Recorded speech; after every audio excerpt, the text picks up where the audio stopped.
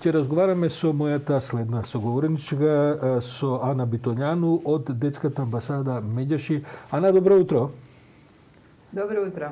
Вчера Медјаши почна со една нова иницијатива, која што се нарекува Поттекни мир и кој што е проект со кој сакате да се спротивставите на, како да кажем, на омразата која што се шири се повеќе по овие социјални платформи, помеѓу младите, па и не така младите.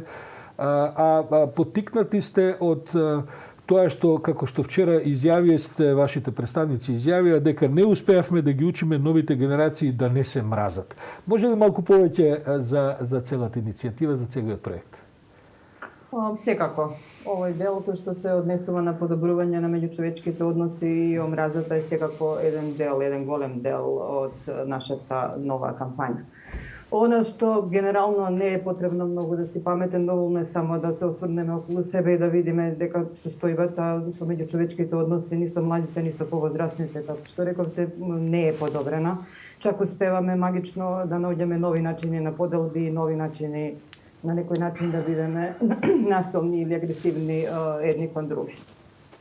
Идејата е да, колку год да сме обземени со короната и сето она што го преживуваме и на лично и на колективно ниво, состојбите сами од себе нема да се сменат, нема да станат подобри, или ќе научиме да живееме со корона, или таа ќе помине, меѓутоа сите овие проблеми понатаму ќе останат на маса. Токму затоа сакаме малце да поттикнеме размислување на темите што е мир, како впрочем би изгледало тоа живење, живееме ли сега, кои се тие клучни некои основи, а со оглед на тоа дел од тоа како одгледуваме нови генерации и соочување со неуспесите со кои што очигледно треба да се соочиме, со бројот на насилство, со меѓуетнички инциденти или со инциденти на млади заговорници на политички партии или со невозможност да се најдат пријателства или врски и така натаму помеѓу различни групации, јасно зборува за тој факт.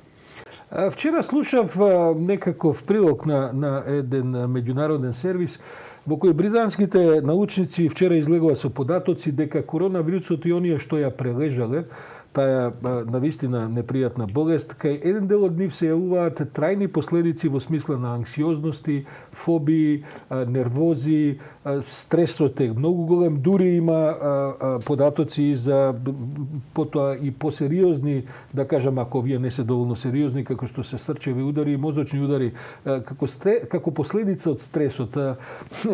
Социјалниве мрежи ни се како некаков сигурносен вентил на кој што целиот тој стрес не само кај оние што го прележале, туку и оние кои што се плашат да не го прележат вирусот.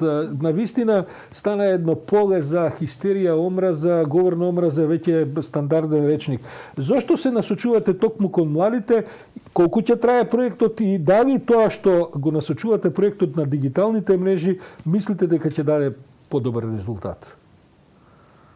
Пред се, програмата се изведува во средни училишта. Меѓутоа, идејата не е да биде фокусирана само на учениците, ученичките и наставниот кадар во училишта, токму поради таа причина. Училиштата и младите не се изолирани, не живеат во вакуум во општество.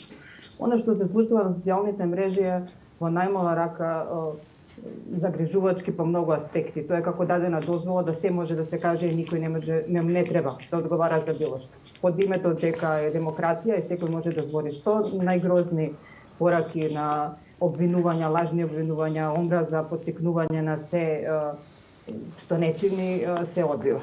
И меѓутоа социјалните мрежи и токму поради тоа, а и поради состојбата со короната се во моментов најдобар канал за комуницирање на овие пораки. Кампањите обично интензивно траат месец и пол дена, меѓутоа секој пат се обидуваме да во текот на годината потсетуваме. Да кажеме, на 21 септември би било супер да се потсетиме дали нешто воопшто во овој правец е направено или да добиеме сведоштво од луѓе кои што би биле поттикнати на нешто. Исто така и претходните теми што биле на кампања не се воопшто помалку релевантни сега. Претходната беше булинг, која што исто сметам дека треба да се бавиме postoja. Nekako bi bilo dobro da namesto da smo fokusirani postojano na politika i politički problemi i storija zdravstveno, odnosno kako ke preživejeme i kako se izgleda sevkupno životot, da vidime da li možeme da najdeme energija, da kreirаме nekakva zajednička iznina ili malce od malce da биде подобро тука каде што живееме. Македонија не е земја во која што, за жал, не е земја во која што има редовни истражувања на јавни мислења, особено вакви сегментирани јавни мислења како што се млади и така натаму, за да можеме да ги споредиме трендовите, да видиме каде оди општеството, каде одат тие генерации во за овие проблеми за кои разговараме. Вие имате една позитивна нота во кампањата. Значи не се занимавате само со стопирање на овие говори на омраза и така натаму, туку се обидувате да развиете едно чувство за емпатија, се обидувате да разговарате за потребата од солидарност во општеството. Каква ви е соработката со образованието и имате ли веќе реакции на проектот токму од генерацијата за која тој наменет? Доста млади се вклучени во различни програми на Медјаши. Во програмава за мировно образование, пошто се изведува во средни училишта во повеќе градови низ Македонија, тие добиваат директна информација, директен фидбек од учениците како влијае и кој простор се отвара во училиштата да младите учествуваат во креирање на просторот каде што учат, да бидат вклучени во процес на донесување одлуки или да креираат содржини кои што сметаат дека се релевантни, наместо да им се испорачува нешто што е замислено од некој друг. Што се однесува од истражувања, ние правевме истражување во училиштата во кои што работиме, поврзани со меѓуетничките односи и со насилството. Затоа што сакаме истражувањата да бидат искористени како подлога за креирање на активности кои што ќе влијаат на проблемите кои што ќе бидат воочени преку истражувањата. Висока е стапката на насилство, речи се секаде и на булинг, исто како што е евидентно дека, да кажеме, за меѓуетничките со поделбата на училиштата и тоа е сега веќе зададена состојба, изостануваат местата каде што природно и спонтано млади од различни етнички групи би се сретнувале согласно своите интереси. Некаде мора да се направи нешто, да се вложи труд за да тие се видат, односно да се има проект или училиштето да биде решено генерално со учењето во смени, со учењето во различни градови, тој тип на поделба се продлабочува. И сега веќе се зима за здраво за готово. Сега веќе е доста тешко да се потсетиме дека не мора така или дека би можело да биде поинаку. Разговараме со Ана Битолјану, представник на првата детска амбасада Медјаши, кој што вчера стартува или деновиве стартува еден проект кој што се некува Поттикни мир. Ана, каква е метриката, на кој начин ги мерите резултатите од проектот? Бидејќи јас знам дека ќе вложите голема енергија и така натаму, сигурен сум дека имате цела програма со предвидени активности и сето тоа, но како ќе ги измерите ефектите? Бидејќи ќе остане ли се на една импресија, на впечаток за тоа што е направено или сепак имате методологија во која можете и да дофатите некои од ефектите на проектот? Во градењето мир најчесто е доста тешко да се види кој е конкретен резултат и кој е наш, кој е само на оваа кампања или на оваа програма. И е генерално одлично прашање, тоа е добро прашање за сите кои што се бавиме со ова, како знаеме дека било што правиме функционира, особено ако севкупното живење постојано не дементира. Може би за нас е поважно прашањето не толку да мериме кои се резултатите, колку што може поинаку. Ако и ова не го правиме, што онда? Да. И со тоа сте во право, така е. На крајот веројатно некаков кумулативен ефект ќе се добие. Па се надеваме дека ако не придонесеме конкретно, барем нема да одмогнеме, барем нема да разградиме се ова што се случува. И околу позитивноста само уште би сакала да додадам за претходното ваше прашање. Исто впечаток ние дека сме генерално заглавени и сите сме одлични во тоа што не чини, што не е добро, како не треба и така натаму. Многу малце успеваме да искочиме од тоа да кажеме окей, ајде нешто поинаку. Ајде, и од тука и позитивниот тон. Долго се мислевме како да иде, како да биде јасна пораката, меѓутоа да биде поттикнувачки, да биде генерално позитивна. Во момент кога имаме позитивни случаи или немаме позитивни односи и атмосфера, некаде да не видиме толку критичари, иако конструктивна критика не е на одмет никогаш, да видиме што може од таа некаква позитивна, поттикнувачка, згрижувачка, растечка енергија да покрене. Па, да ви кажем право, затоа и сакав да поразговараме денеска, бидејќи мојата професија, новинарството и медиумите, многу одмагаат во ова што го говорите, не се грижете, секако денеска 9 од 10 вести ќе бидат негативни, ќе бидат врзани со лоши вести, дури и не неопходно дали секогаш мора 9 од 10 вести да бидат такви, може би и пола-пола би бил добар успех, ама лошите вести подобро се продаваат. За жал. Во маркетингот има една позната стратегија која вели ако сакаш да продаваш детска паста за заби, тогаш треба да рекламираш кај родителите, бидејќи тие го држат паричникот со кој се купува пастата за заби, а не само децата кои што ќе користат.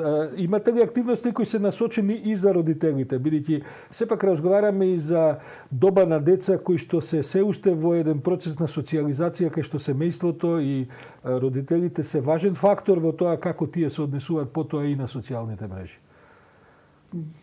До родителите, у принцип, тешко се стига. И заради начинот на живење, преоптереността нивна, и заради тоа што генерално е поставено дека ова се училишни работи или невладини или тој некој пристап. Така да, оние кои што се заинтересирани, се обидуваме секако во сите програми, оние кои што се заинтересирани се јавуваат сами и ги вклучуваме. И обично тоа се родители кои што веќе работат или укажуваат на важноста на вредностите во општеството. Така да на некој начин токму оние до кои што би сакале да допреме и да повеќе соработуваме и да биде јасно дека сме заедно во овој процес, најчесто изостануваат, за жал.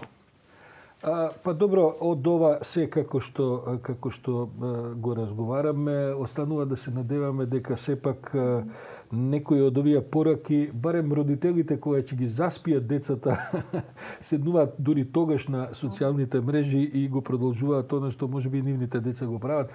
Меѓутоа, факт е дека доаѓа пролетта, се надеваме со вакцинацијата дека ќе опадне и заразноста и опасноста од вирусот. Сакам да кажам, ќе имаат луѓето повеќе време да се занимаваат и на чист воздух и со други активности, а не како сега да седиме, да седат по сати и сати на социјални мрежи, бидејќи друго и не може да се прави во услови на карантини. Али, да? Само едно, ево сега ме инспириравте, можда не е лошо да новинарите размислуваат што е наспроти седво, што го кажавме, што е за нив мир и околу вестиве и што би значело живење во мир од тој аспект. Како да не? Јас именно се обидувам и во мојата работа и колегите да ги поттикнам да го видат светот малку и поинако, а не само од неговата најцрна, најтемна страна. Не сме ние тука за да го колорираме, да ја колорираме реалноста со оптимистички бои, ако некои ситуации не се оптимистички, меѓутоа мислам дека прилично црни тонови додаваме за да што посиво изгледа барем реалноста, затоа што за жал, како што реков, некои мислат дека тоа подобро се продава.